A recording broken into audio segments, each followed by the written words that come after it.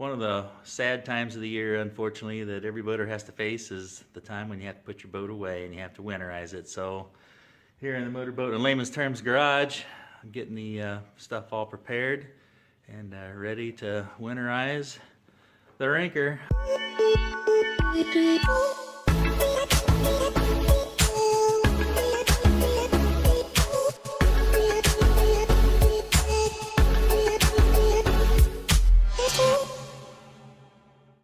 I got her brought home, as you can see behind me, and getting ready to put the cuffs on her, get her warmed up so I can get the oil drained out, and get her prepared for winterization. So I'll share with you a little bit of the stuff that I use.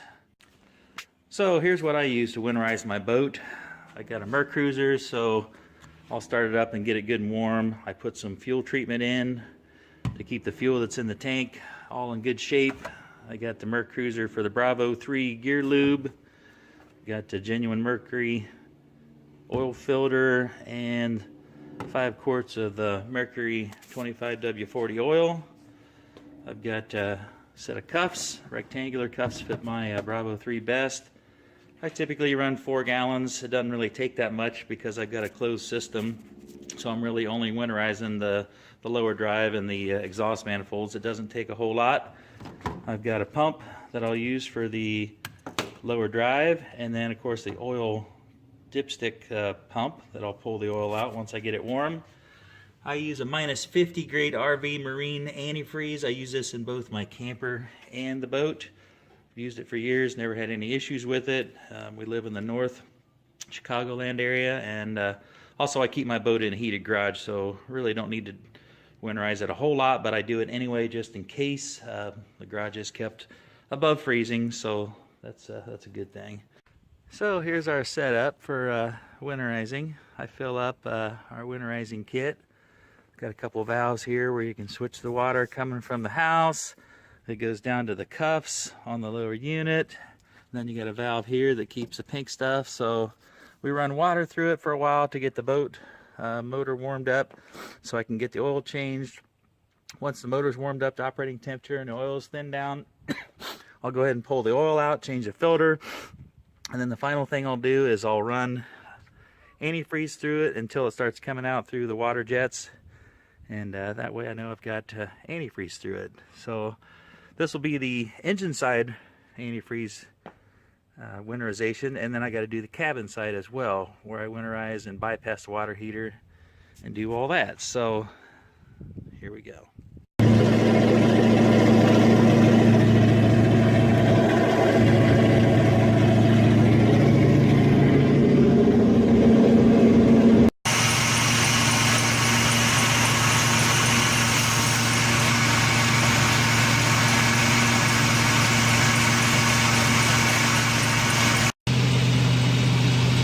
Hard to hear me over the motor, but one of the other things you need to do is drain all the fresh water out.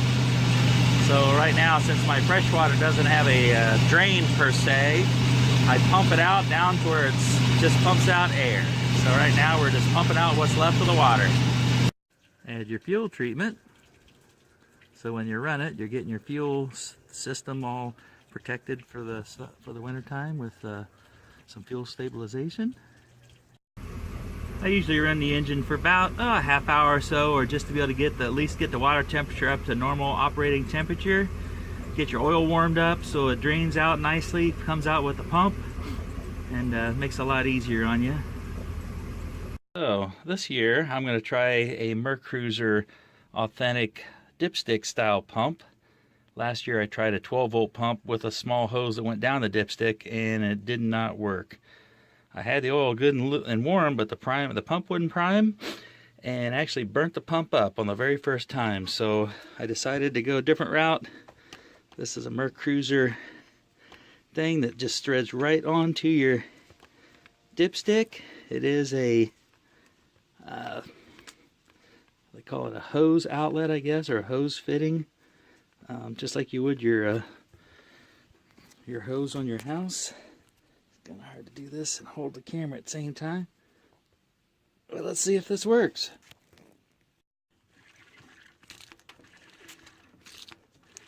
This is actually working quite well. It's pumping out fairly quick, much faster than my electric pump did.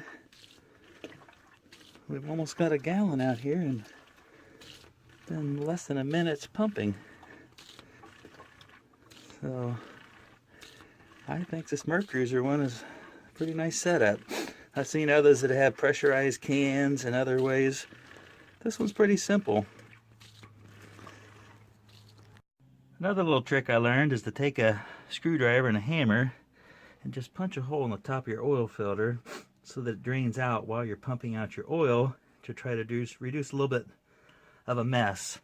Also, if you take your oil cap loose too, it allows air to get in behind, so that makes it easier to pump it out. You just punch a little hole like that in the top so air can get in and allows the oil to drain out much better.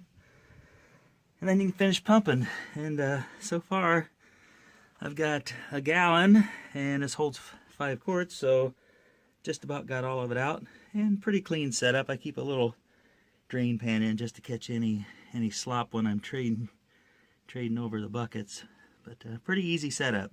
Pull the oil filter off. There's a little recessed area that traps oil, and I've got it all wiped up. But you may want to put a pan or a towel underneath the motor, because when you lift the filter off, even though you got a lot of it to drain out, there's still enough that it runs over the sides and runs down the block, and you have a little bit of mess in your bilge. So just put a pan or something down there to catch the oil, and then you're ready to put the filter on. Another thing before I put the filter on I like to do is I like to take a little bit of clean oil, just put it around the seal a little bit, and then when you put your filter on, don't put it on with brute strength or you'll have a hell of a time getting it off in the fall. Just put it on nice and secure. Okay, once the filter is on, get my gallon of 25W40 Mercruiser oil, start filling her up. Another thing you need to service here is you need to drain out your lower unit oil. So here is the plug. So I can focus on it. You got to make sure that that O-ring is good, and it's got a little magnet on there, if you can tell, to look and see if there's any shavings on it, to tell if you get any excessive wear or anything in your oil. And you also want to look at your oil and just make sure it's nice and black and not milky, like you're getting any water in it. So we'll drain this out and we'll pump some new lube in it. And then other things you just want to inspect is you want to inspect your anodes, your lift lines, make sure everything's looking good. You raise up your lower unit, you can check your gimbal boots. Mine is all brand new because of the incident we had on the river on the very first trip. You can look at video 1 for that. So we've got all new boots, bellows, everything's been serviced. So I did have the lower unit service last year. We're going to go ahead and drain it out and put some new oil in it. Okay, as you can see, still draining the oil out. Got the bottom plug pulled out, running a little water into it, but it's just going into the drain pan. And then make sure you pull the top plug so that air gets in to allow the fluid to drain out.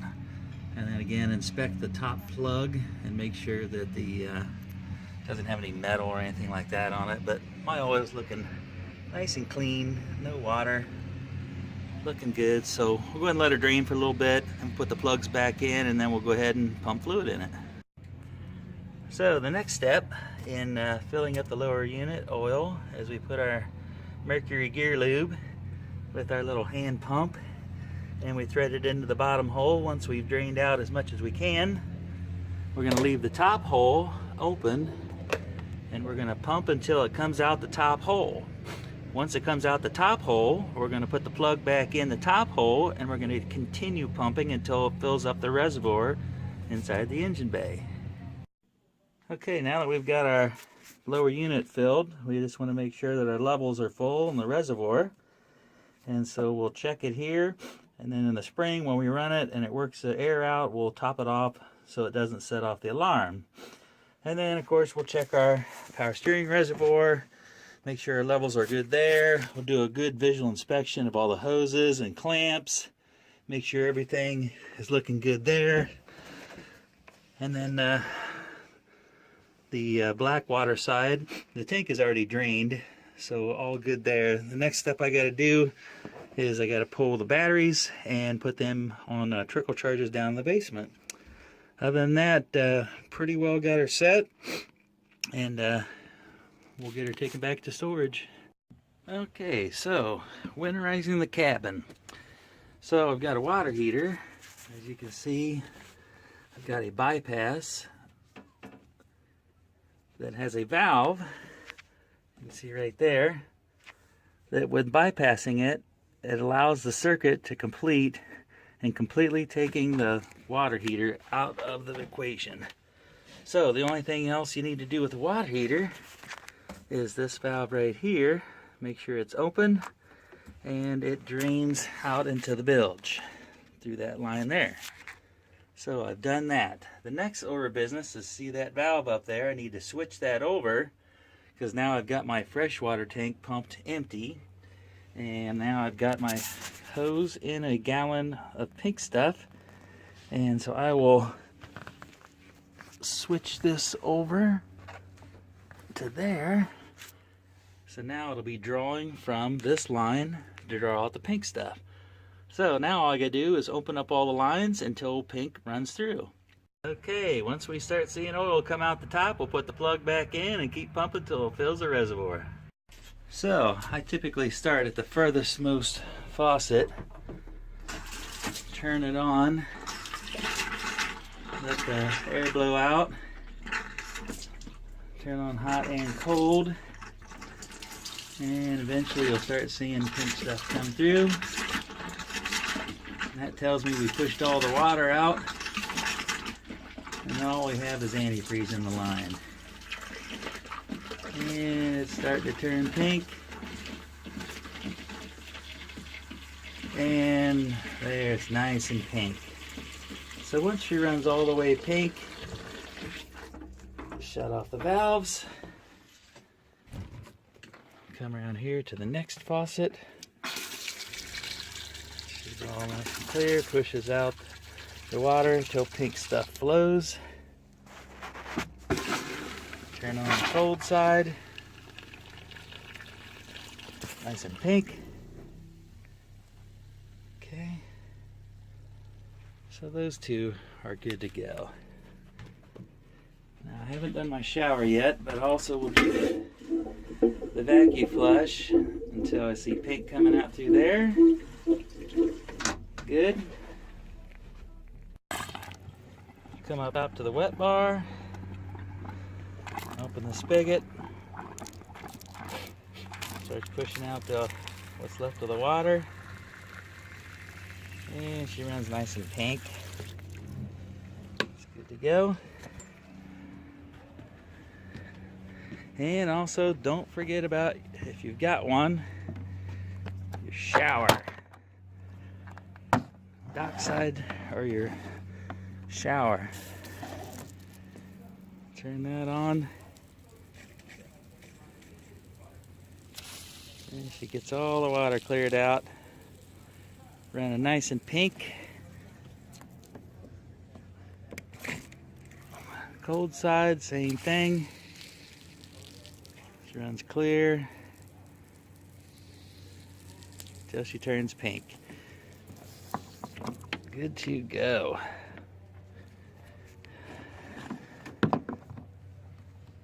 Okay, once you get antifreeze throughout the entire system, should be good. Last thing I have to do then is I have to do my air conditioning system, and I have to do the shower sump. One more area I got to winterize is the shower sump. So this is the shower sump, which in our case it doesn't have any water in it since we did not shower inside, but there's a hose that leads from the shower drain, which is actually the floor drain, and comes into this little bilge pump. And in turn, that bilge pump sends it outside.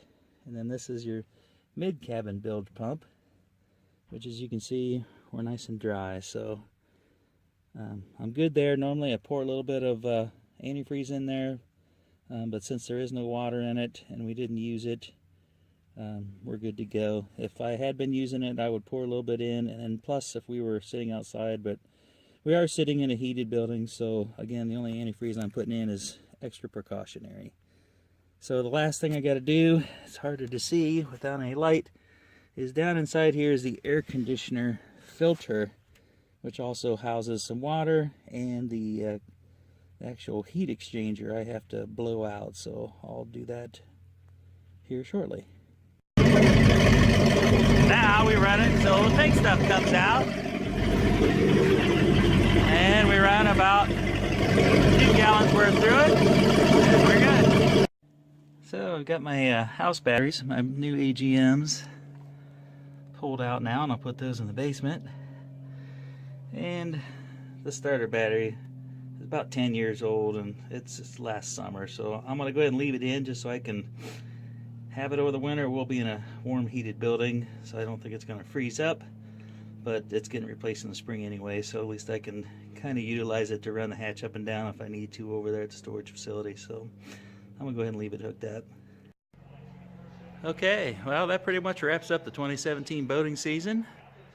Starting to get a little dark here. Had to run, I didn't get enough oil, so kind of delayed me a little bit, but we got the lower units back up in place. Pink stuff's all added.